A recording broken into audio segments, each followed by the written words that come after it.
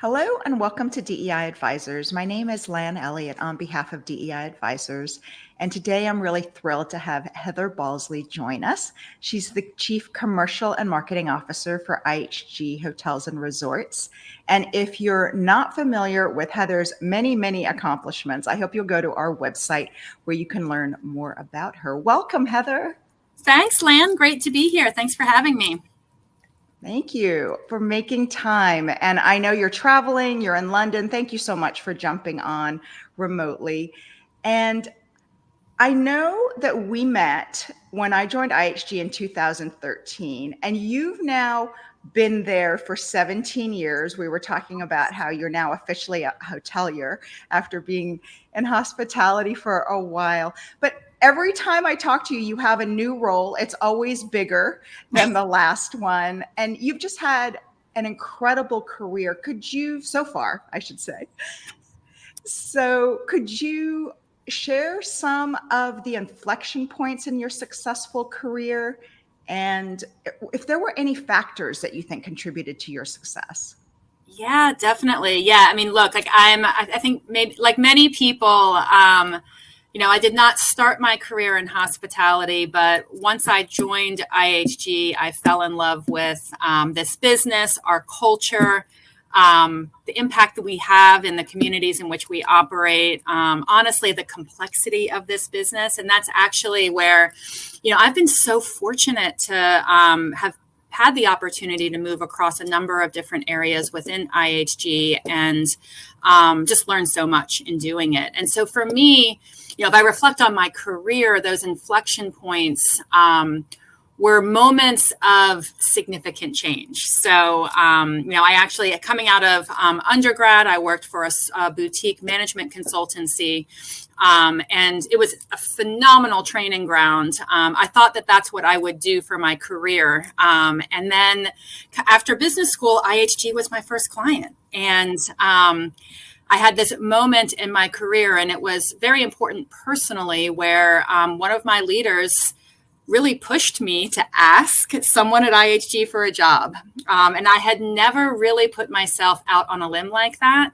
And it was one of those moments of fear, but then like phenomenal reward from taking a risk. And that was a really important moment for me that I reflect on a lot, actually, when I'm thinking about, should I say this or should I ask for this? And, that was really an important milestone for me.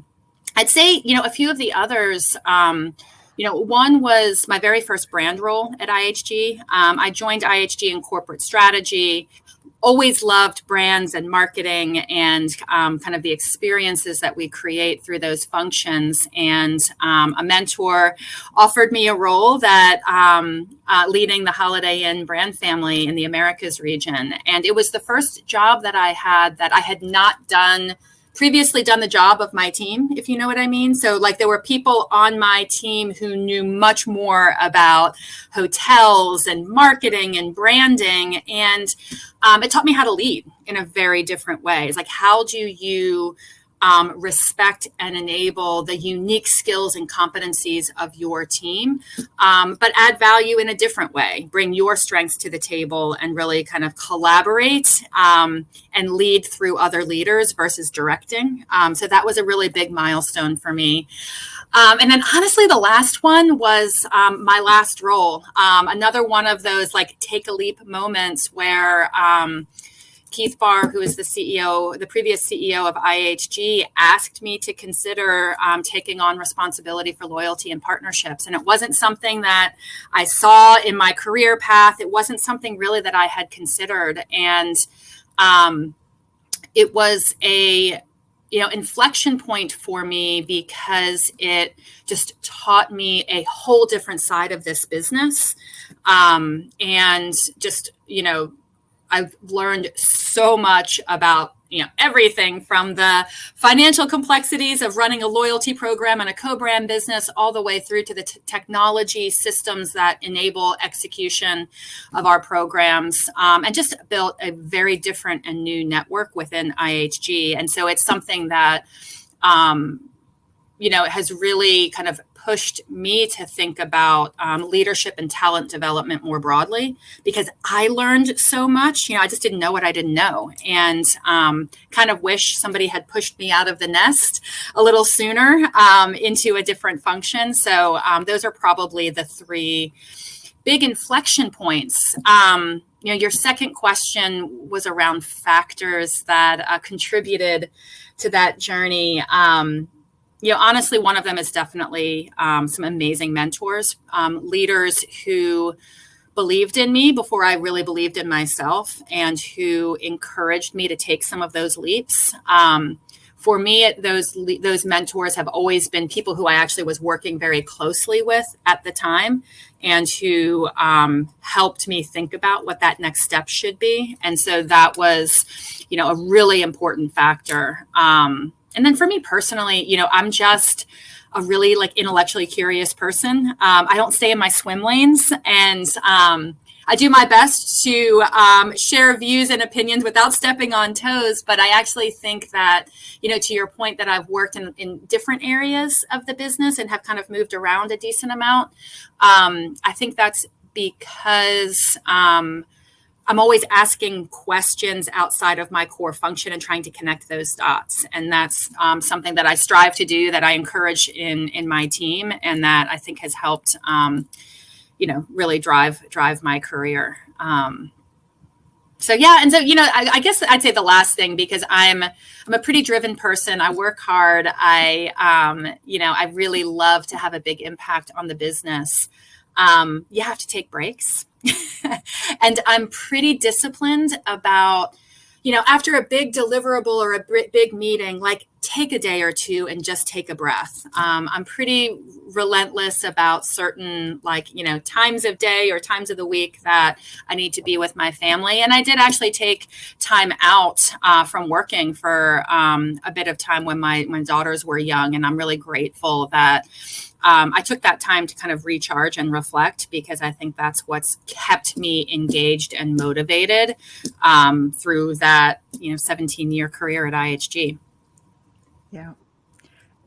And I think there are so many amazing themes in what you talked about. I love the theme of being pushed out of the nest by your mentors, and also your willingness to go into different areas of the business, not just staying in the area that you knew really well. Yeah. I also think the idea of being put in a position where you're leading a team, but maybe other people have more technical knowledge about that particular area, and learning to lead in a different way. I think that's really fascinating. And I think a lot of people would choose to stay in the area that they are comfortable in, stay in their lane and do their thing, and hope to move up that way. But I see that leaders keep putting you on some of the most challenging issues that IHG has had over time. And I've seen time and again, when there seems to be a big hurdle, magically Heather ends up leading that team next. So I love the idea of you being open to those sorts of things. And I definitely want to dive into that a little bit in a moment. But first, I wanted to talk about continuous growth, because that was a theme in what you just said. You mentioned curiosity, and you mentioned about always learning new things. Is there a leadership skill that you wished you would have learned earlier? And if so, how did you end up developing that? Yes, definitely. Well, so one, and I kind of mentioned this, but I've learned so much when I did get that push to kind of take a risk, move into a different function, do something different. I wish I had taken a bit more self motivation to jump into new roles, pushed myself out of that comfort zone.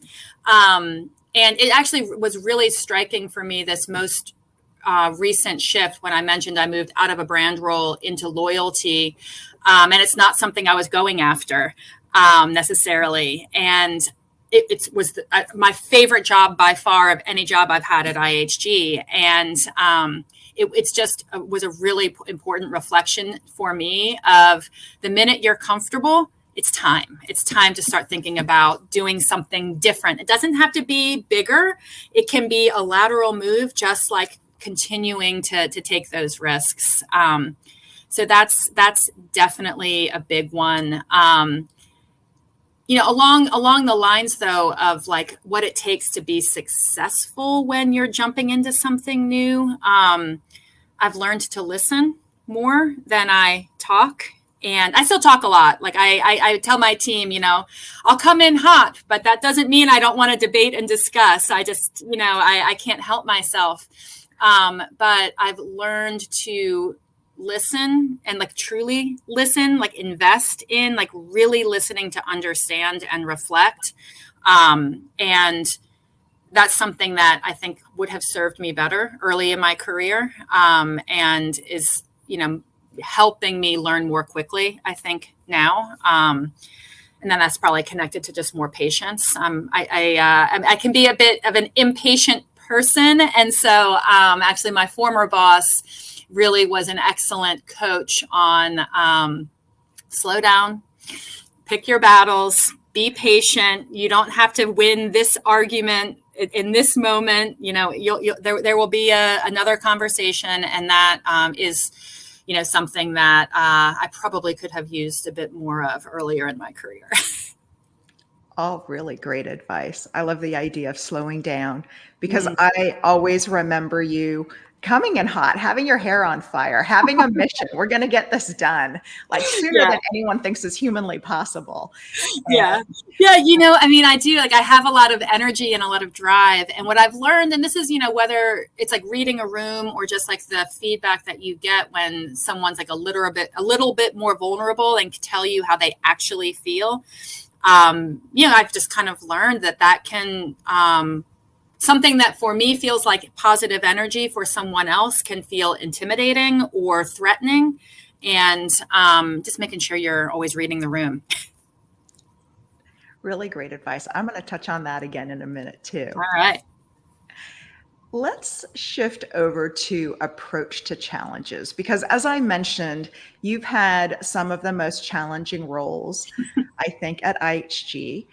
And it was one of the reasons that we got to work together a bit, because we both spent a lot of time trying to figure out how to turn around Crowne Plaza.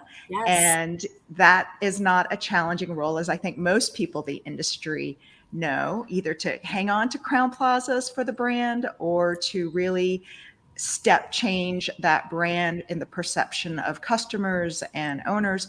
So you've had a lot of challenges that you've had to tackle. How do you approach a problem? How do you process it? How do you move through that?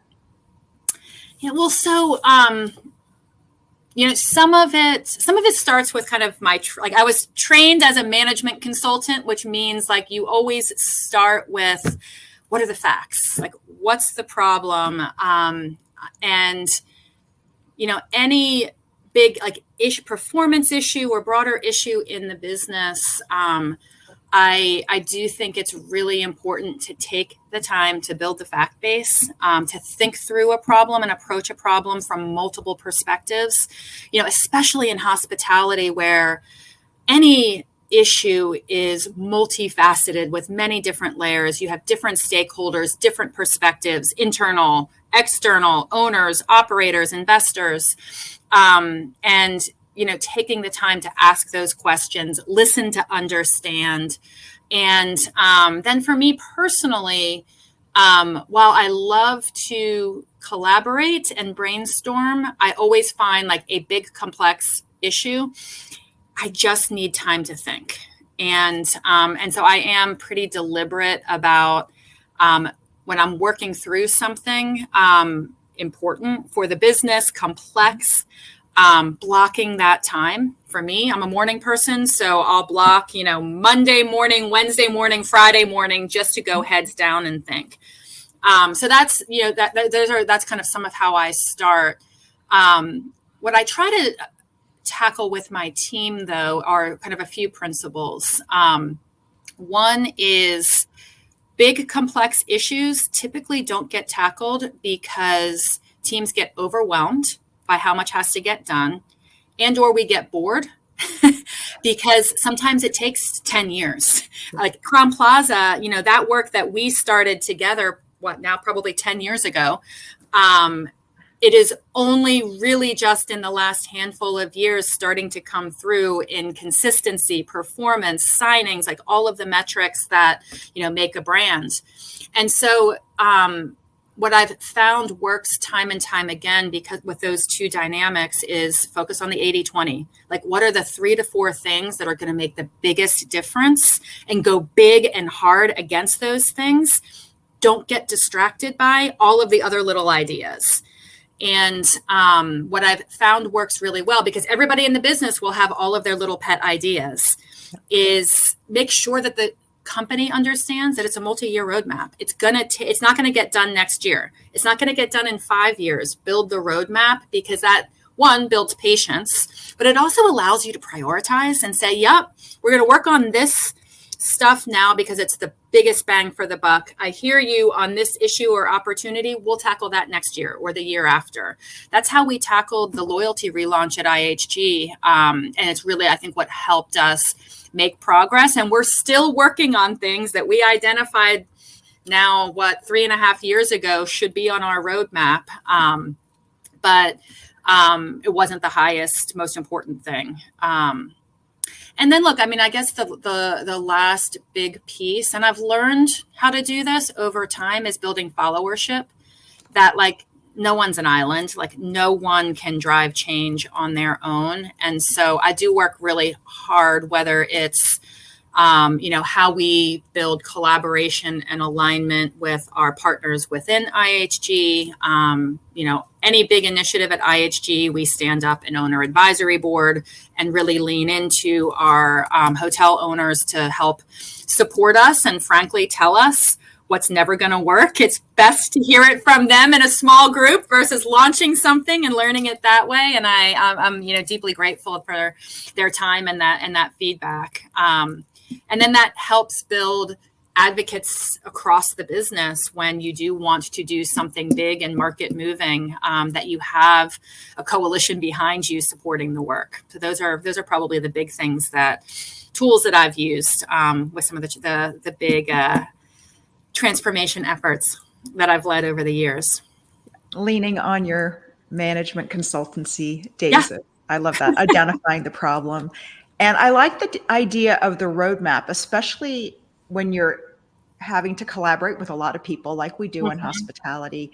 It at least gives people a sense that you recognize some of their concerns and we are going to deal with it, but we're prioritizing these items right now. They're the most urgent, but we heard you and we are going to address those, and we have a plan for that as well. So. Exactly. Well, and look, and sometimes, sometimes I can reflect on having made some of those like trade-offs and said, I hear you, we'll tackle that next, or we'll tackle that next year. And then in retrospect, it's like, oh, you were right. We probably should have tackled that sooner. But even acknowledging like mistakes like that, or, oh, I probably should have listened and moved that I think also brings people to a place of believing they're a part of the solution and trusting that you are listening and that you are committed to working together. Yeah. I think just being vulnerable enough to say, oh, you know what, that was important, that thing that you said. Yeah. And we're gonna focus on it and make it right. Definitely. You had alluded to mentors and champions who have pushed you out of the nest or encouraged you into new roles over your career. Could you talk a little bit about how important it is to find mentors and champions in the business world? Because I think there are a lot of people that think if I'm just really, really good at my job, that's going to be enough. Yeah. But you also alluded to you don't know what you don't know. So how important is it to have mentors and champions, and how does one go about finding them?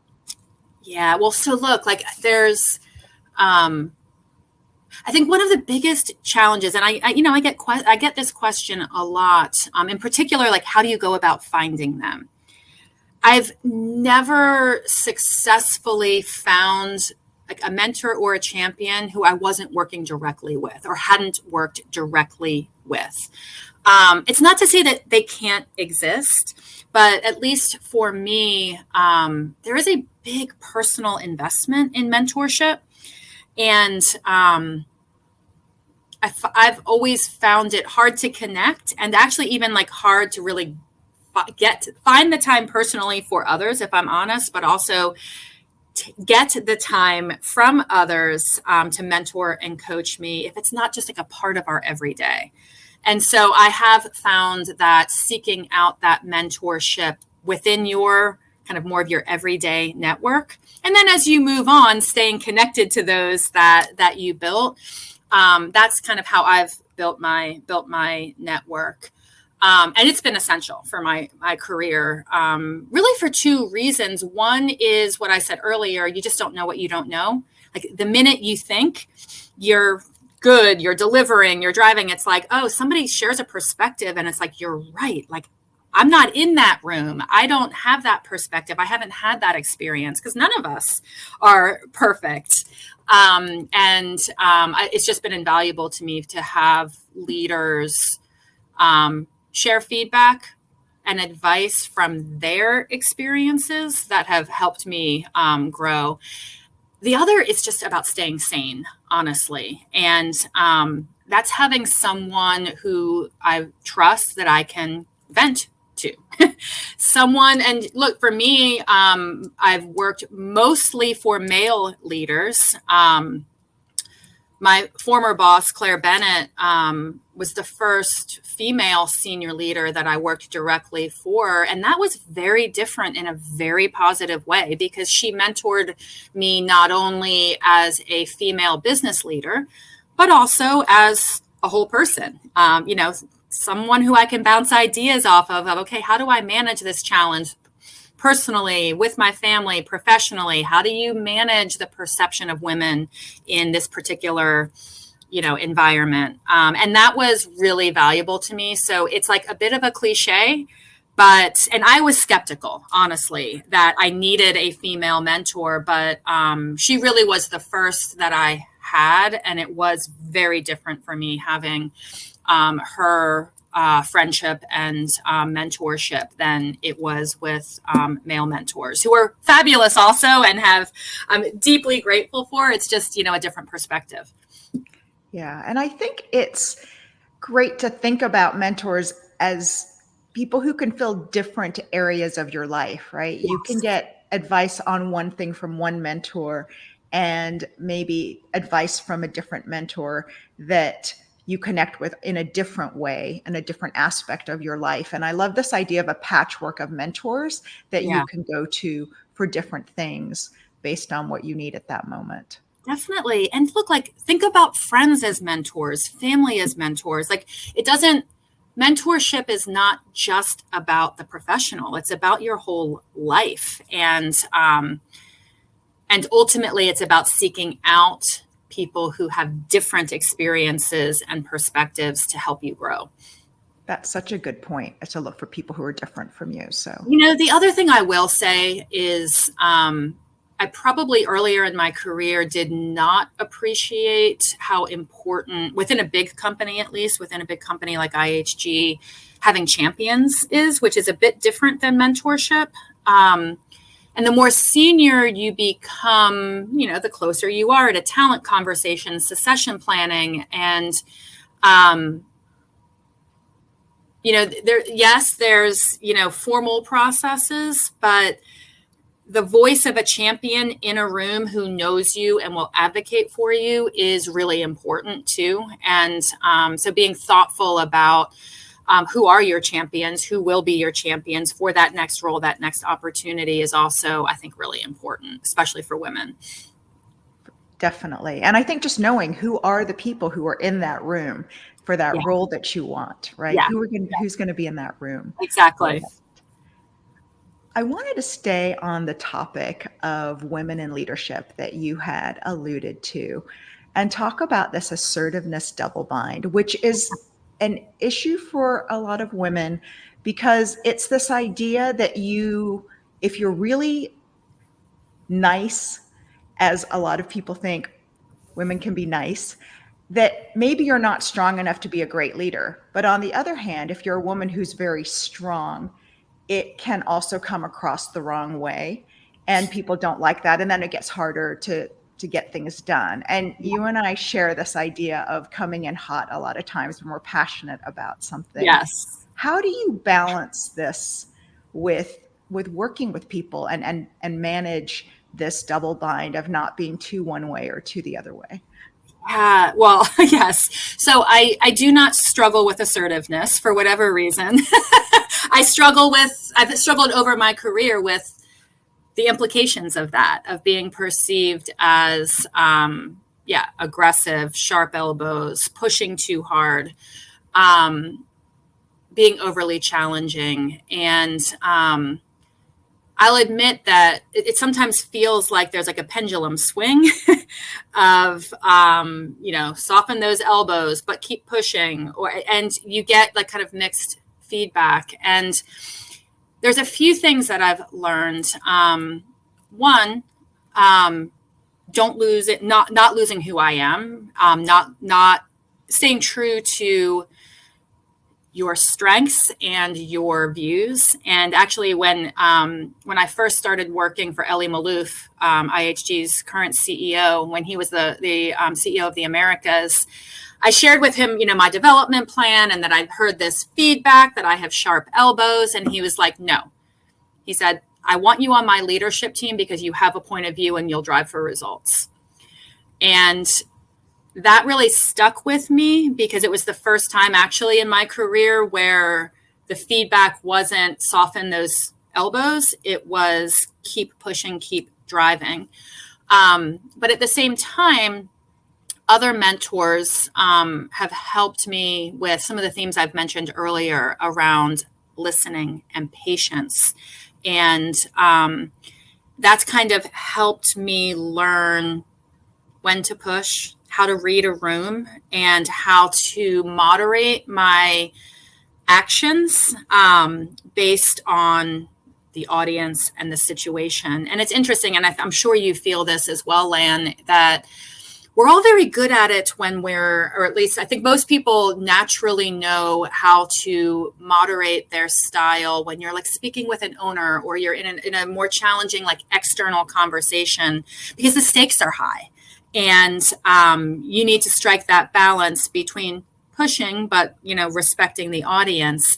I struggled with it more like internally when I actually had the relationships and knew the people. And, but I learned actually that was undermining my effectiveness by not kind of treating those internal conversations with the same level of like respect as some of those external conversations. So, it does come down to, for me, not losing my voice, but having more patience, investing in relationships, because I have found that the stronger your relationships, the more welcome a hefty push is, if you disagree.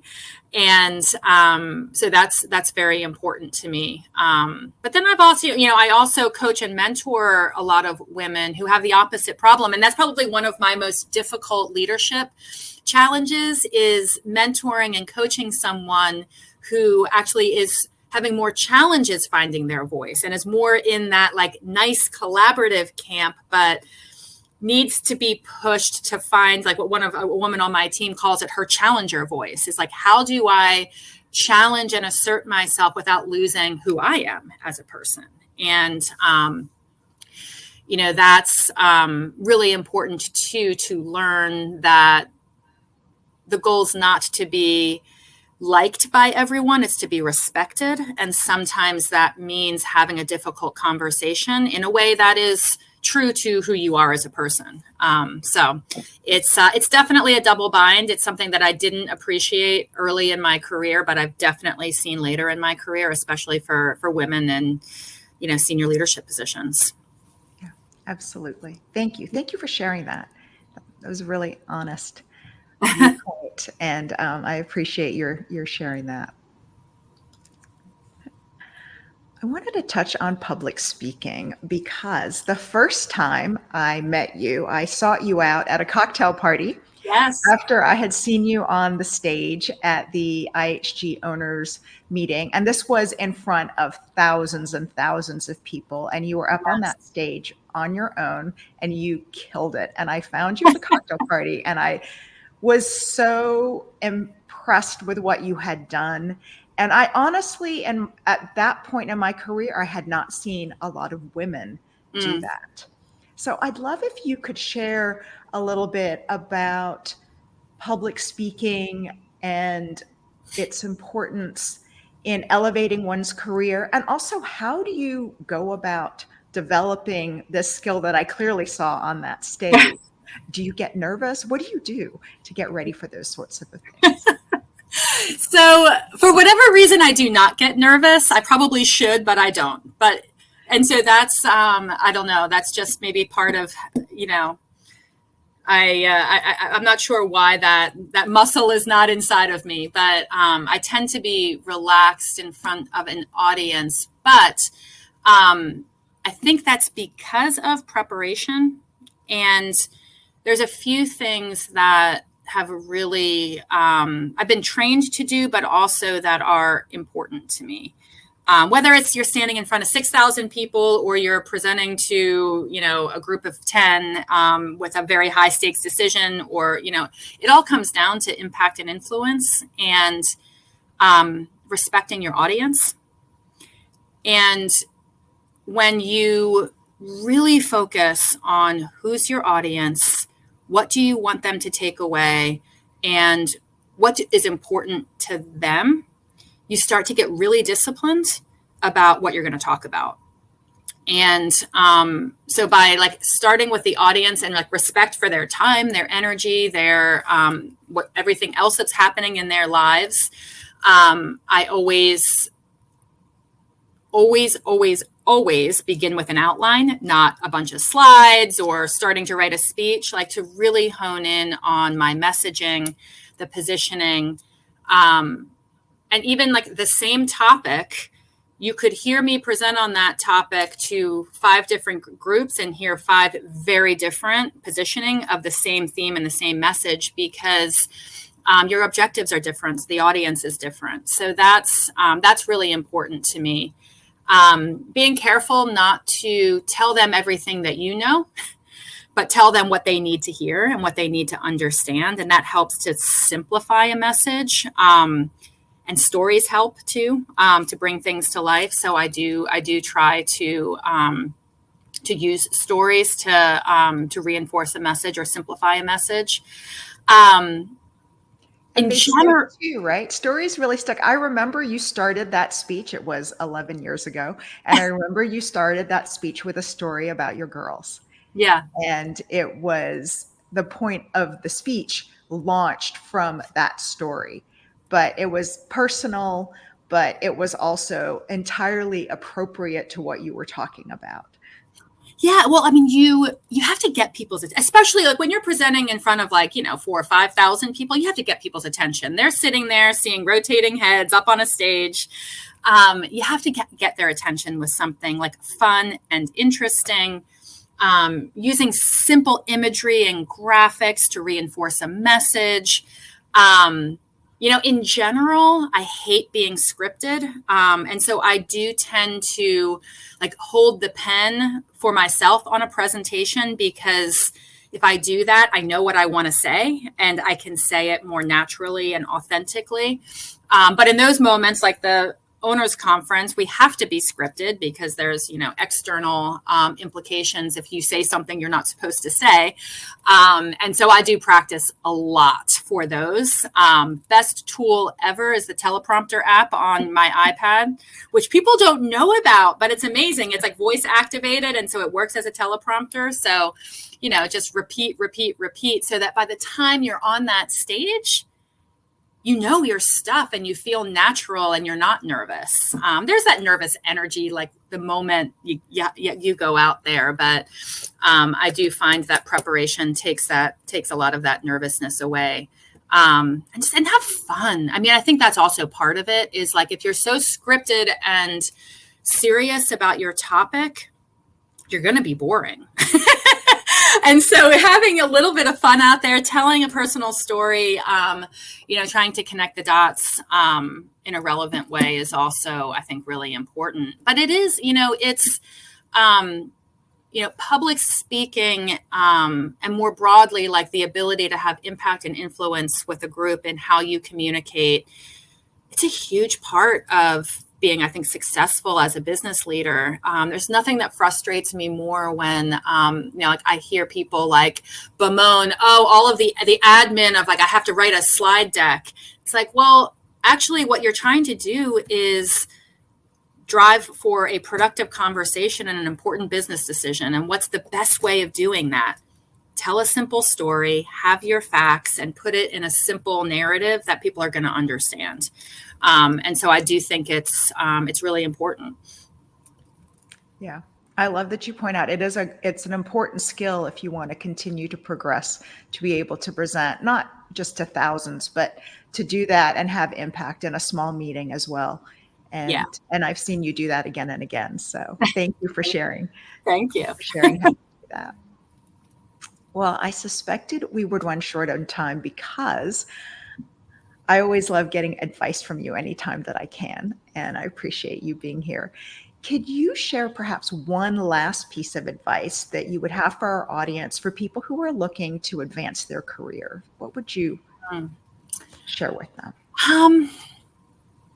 Well, I think one is knowing your strengths and trying to crystallize what you're passionate about. And don't limit that to, I love marketing or I love brands. Like, think about like, what do you really love to do? For me, I love to solve big, complex problems that are going to have a big impact on our business, on people, on our hotels, on our customer experiences. And by defining that a little bit more broadly, I haven't been pigeonholed into a certain function. And frankly, it's just created opportunity.